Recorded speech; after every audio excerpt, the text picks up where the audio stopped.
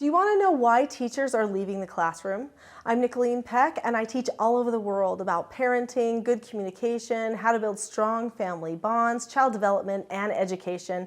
And in this video, we're talking about what is happening with the teachers. So in this video, we're going to talk a little bit about what it means to be a good teacher and why the teachers are feeling like they can't be one, and so they're leaving the classroom.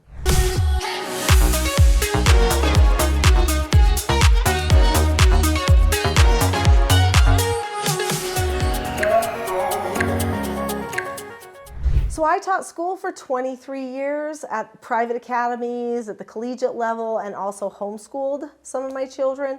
And also my father was a public school teacher, university professor. I've got lots of other teachers in the family. Almost all of my sister-in-laws are school teachers. And so to say that education is important in our family is an understatement. It absolutely is.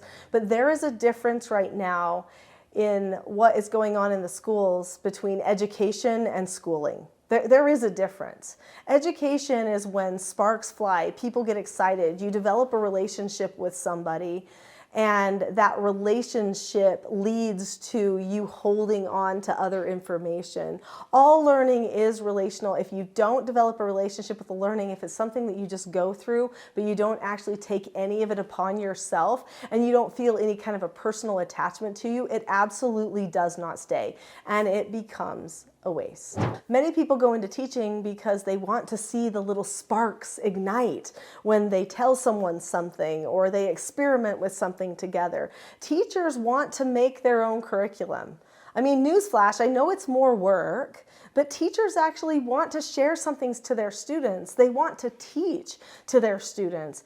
And right now, in most places, at least around the United States, they are not getting the opportunity to do that. And this really decreases morale. It makes them wonder why they're even doing what they're doing. Is it just about behaviors? And we'll talk about those behaviors too, because that's definitely a factor that people are facing. A teacher recently reached out to me and was talking to me about his concern with teachers leaving the profession. And we had a nice conversation about it. And in this conversation, he said, you know, the problem is we are crippling our teachers. We are forcing our teachers to teach somebody else's material. They don't get a chance to be creative, to make it their own. They lose love with teaching very quickly because it's so sterile, it's so dry. Basically, what we've done is we have turned teachers into facilitators.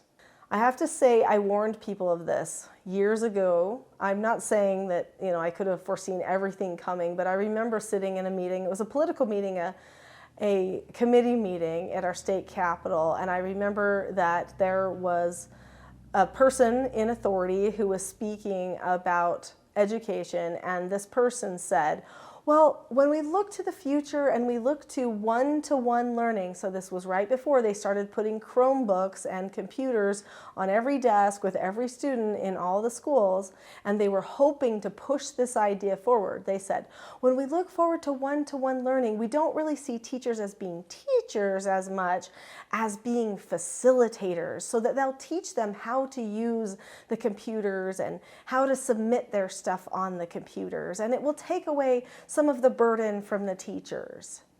And as a teacher, a person who comes from a family of very creative teachers, I knew immediately this was going to be the death of education as we knew it. At this point, they were suggesting that this would somehow decrease the workload for teachers to put everything on these Chromebooks and devices and to connect children to devices all the time. Never mind the fact of what it does to children socially and how reactive it makes them and how disconnected they are when they're on devices all the time, which we know that now. There's so much data that is proving that. But we now have a situation where the teacher can't teach because they have to just show what's on this device. And yeah, maybe they don't have to spend as much out of class time, you know, looking at it, and maybe it can even, you know, help with some of the grading of the assignments and stuff like that. I mean, maybe it's easier in some ways, but in reality, they feel worthless. So we've taken away the value of teachers. Right at the moment when that was said in that committee, I realized that teachers would feel like they were disvalued. Another thing that is making it so that people are leaving teaching is the behavioral issues. So often that's what everybody talks about is behavioral, behavioral, behavioral. How are you going to make them behave? How are you going to make them sit there?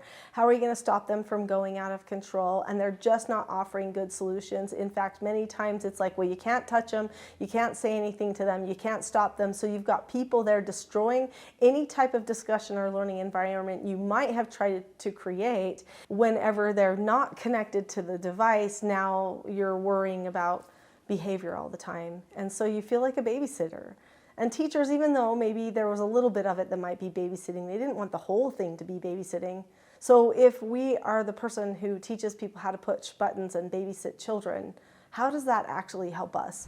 We need to talk more about this. I suggest going to my next video called From Teacher Burnout to Love Teaching Again. Click on the link to that video. I'll see you there.